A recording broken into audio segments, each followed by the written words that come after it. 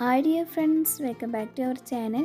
ഇന്ന് ഞാൻ കാണിക്കുന്നത് സിമ്പിളായിട്ടുള്ളൊരു ബ്ലാക്ക് ഫോറസ്റ്റ് കേക്കിൻ്റെ വീഡിയോ ആണ്. ഇതിൻ്റെ പ്രത്യേകത എന്താണെന്ന് വെച്ചാൽ നമ്മളിതിൽ ഓവൺ യൂസ് ചെയ്യുന്നില്ല, അതുപോലെ ബേക്കിംഗ് സോഡ, ബേക്കിംഗ് പൗഡർ ഇതൊന്നും യൂസ് ചെയ്യുന്നില്ല. അപ്പോൾ നമുക്ക് വീഡിയോയിലേക്ക് പോവാം.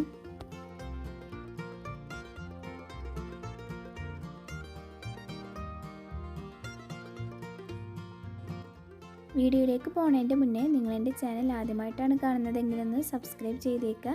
കൂടെയുള്ള ബെല്ലൈക്കണിൽ നോട്ടിഫിക്കേഷൻ വേണ്ടി ഓൾ എന്ന ഓപ്ഷൻ കൂടി പ്രസ് ചെയ്യണേ. കേക്കിലേക്കുള്ള ഡ്രൈ ഇൻഗ്രീഡിയൻസിന് വേണ്ടി 1/2 കപ്പ് മൈദയും 1/4 കപ്പ് കൊക്കോ പൗഡറും പിന്നെ ഒരു പിഞ്ച് ഉപ്പും കൂടി ഇട്ടിട്ട് നന്നായിട്ടൊന്ന് മിക്സ് ചെയ്ത് അരിച്ച് വെക്കുകയാണ്.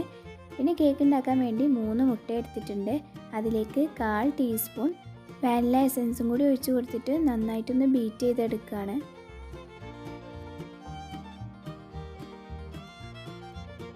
മുട്ട നന്നായിട്ടൊന്ന് ബീറ്റ് ചെയ്ത് വന്നാൽ പിന്നെ അതിലേക്ക് 1/2 കപ്പ് പൊടിച്ച പഞ്ചസാര ചേർത്ത് കൊടുത്തിട്ട് മുട്ടേൻ്റെ യെല്ലോയിഷ് കളർ മാറി ഒരു വൈറ്റ് കളറാവുന്ന വരെ നന്നായിട്ടൊന്ന് ബീറ്റ് ചെയ്തെടുക്കുക. ഇപ്പോൾ ഇത് റെഡി ആയിട്ടുണ്ട്. ഇനി ഇതിലേക്ക് നമ്മൾ നേരത്തെ റെഡിയാക്കി വെച്ചിട്ടുള്ള ഡ്രൈ ഇൻഗ്രീഡിയൻസ് ഇട്ട് കൊടുക്കുകയാണ്. അപ്പോൾ കുറേശ്ശെ ഇട്ട് കൊടുത്തിട്ട് പതിയെ ഒന്ന് ഫോൾഡ് ചെയ്തെടുക്കുക.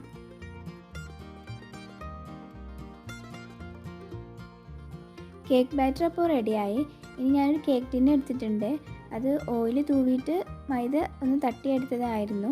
ഇനി ഇതിലേക്ക് നമ്മുടെ കേക്ക് ബാറ്റർ ഒഴിച്ച് കൊടുക്കാം. ഇനി എയർ ബബിൾസ് പോകാൻ വേണ്ടി നന്നായിട്ടൊന്ന് ടാപ്പ് ചെയ്തെടുക്കുക. അല്ലെങ്കിൽ ഒരു ടൂത്ത് പിക്കോ ഈർക്കിളോ ഉപയോഗിച്ചിട്ട് ഇങ്ങനെയൊന്ന് വരഞ്ഞു കൊടുക്കുക. ഇപ്പം 40 മിനിറ്റിന് ശേഷം നമ്മുടെ കേക്ക് ബേക്കായി വന്നിട്ടുണ്ട്. കേക്ക് ബേക്ക് ചെയ്യുന്ന വീഡിയോ ഞാൻ കാണിച്ചിട്ടില്ല. എൻ്റെ ഒരുപാട് കഴിഞ്ഞ വീഡിയോയിൽ ഞാനിത് കാണിച്ചിട്ടുണ്ട്, ഓവനില്ലാതെ കേക്ക് ബേക്ക് ചെയ്യുന്നത്. ഇനി ഒരു നൂല് ഉപയോഗിച്ച് ഞാനിത് രണ്ടായിട്ട് കട്ട് ചെയ്തെടുക്കുകയാണ്. ഇനി കേക്കിലേക്ക് വേണ്ടി ഞാൻ ചെറിയ സിറപ്പ് ഉണ്ടാക്കിയെടുത്തിട്ടുണ്ട്. ഇതൊരു 5 ചെറീസും 1/2 കപ്പ് വെള്ളവും 1/4 കപ്പ് പഞ്ചസാരയും വെച്ചിട്ടൊന്ന് തിളപ്പിച്ചെടുത്തതാണ്. എന്നിട്ടത് ഫ്രിഡ്ജിൽ വെച്ചിട്ടൊന്ന് തണുപ്പിച്ചെടുക്കുക. തണുപ്പിച്ചതിന് ശേഷം മാത്രമാണ് നമ്മളത് കേക്കിലേക്ക് അപ്ലൈ ചെയ്യുക.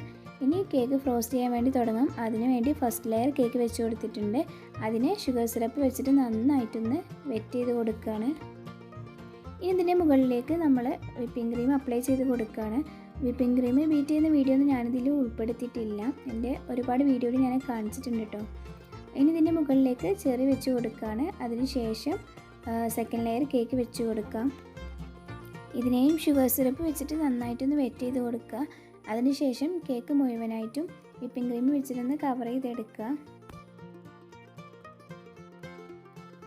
ഇപ്പം വിപ്പിംഗ് ക്രീം വെച്ചിട്ട് കേക്ക് മുഴുവനായിട്ടൊന്ന് കവർ ചെയ്തെടുത്തിട്ടുണ്ട്. ഇനി ഇത് 1/2 മണിക്കൂർ ഫ്രിഡ്ജിൽ വെച്ചിട്ടൊന്ന് തണുപ്പിച്ചെടുക്കണം. അതിനുശേഷമാണ് ഇതിന്മേ നമ്മൾ ഡെക്കറേഷൻസൊക്കെ കൊടുക്കുന്നത്. ഡെക്കറേഷൻസൊക്കെ നമ്മുടെ ഇഷ്ടത്തിനനുസരിച്ച് ചെയ്തെടുക്കാം. ഞാനിപ്പം സിമ്പിളായിട്ടുള്ളൊരു ഡെക്കറേഷനാണ് കാണിക്കുന്നത്. ഇനി ഇതിൻ്റെ സൈഡിലും അതുപോലെ തന്നെ സെൻറ്റർ ഭാഗത്തും നമ്മൾ ഡാർക്ക് ചോക്ലേറ്റ് വെച്ചിട്ട് നന്നായിട്ടൊന്ന് കവർ ചെയ്തെടുക്കുക. ഞാനിവിടെ മെലോൻ്റെ ഡാർക്ക് കോമ്പൗണ്ട് ചോക്ലേറ്റാണ് എടുത്തിട്ടുള്ളത്. ഇനി ഒരു ഫിനിഷിങ്ങിന് വേണ്ടി കുറച്ച് ചെറിയും കൂടി വെച്ച് കൊടുത്താൽ പിന്നെ നമ്മുടെ കേക്കിൻ്റെ പണികളൊക്കെ കഴിഞ്ഞിട്ടുണ്ട്. ഇനി ഇതൊരു 2 മണിക്കൂർ ഫ്രിഡ്ജ് വെച്ചിട്ട് നന്നായിട്ടൊന്ന് തണുപ്പിച്ചെടുക്കണം. അതിന് ശേഷമാണ് കട്ട് ചെയ്തെടുക്കേണ്ടത്. അങ്ങനെ കഴിക്കുമ്പോഴാണ് കേക്കിൻ്റെയൊക്കെ ഒരു കറക്റ്റ് ടേസ്റ്റ് കിട്ടുക. അപ്പോൾ നിങ്ങൾക്ക് ഈ ഒരു വീഡിയോ എല്ലാവർക്കും ഇഷ്ടമായെന്ന് വിചാരിക്കുന്നു. ഇഷ്ടമായിട്ടുണ്ടെങ്കിൽ തീർച്ചയായിട്ടും ഒന്ന് ലൈക്ക് ചെയ്യുക. നിങ്ങളുടെ ഫ്രണ്ട്സ് ആൻഡ് റിലേറ്റീവ്സിനൊക്കെ ഷെയർ ചെയ്ത് കൊടുക്കുക. നമ്മുടെ പ്രീവിയസ് വീഡിയോസൊക്കെ കാണുക. ഇതുപോലത്തെ വീഡിയോസിന് വേണ്ടി നമ്മുടെ ചാനൽ സബ്സ്ക്രൈബ് ചെയ്ത് സപ്പോർട്ട് ചെയ്യുക. താങ്ക്